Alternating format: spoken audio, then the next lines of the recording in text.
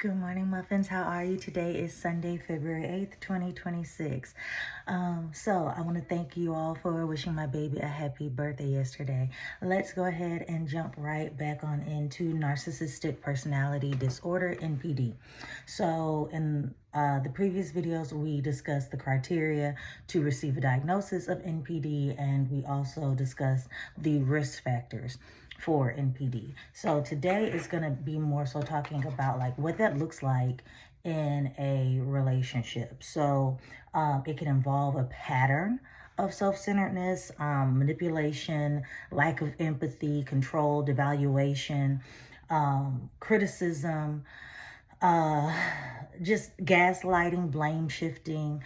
Those are some of the characteristics that you'll find in the relationship. So it can start with like an intense charm. They are very charismatic.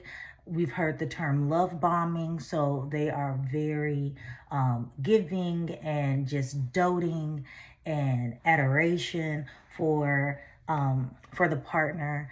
And also sometimes it can be like this kind of hero type complex where they want to come off as the perfect partner. Later, after you all have entered into a relationship and they feel kind of confident that you are you're truly locked in, you might start seeing that shift a little bit. So there's criticism, there's devaluation, there can be isolation.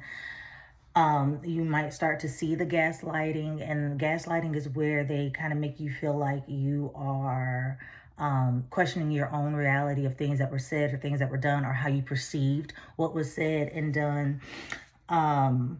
They will blame shift where whatever they're doing or saying to you is your fault.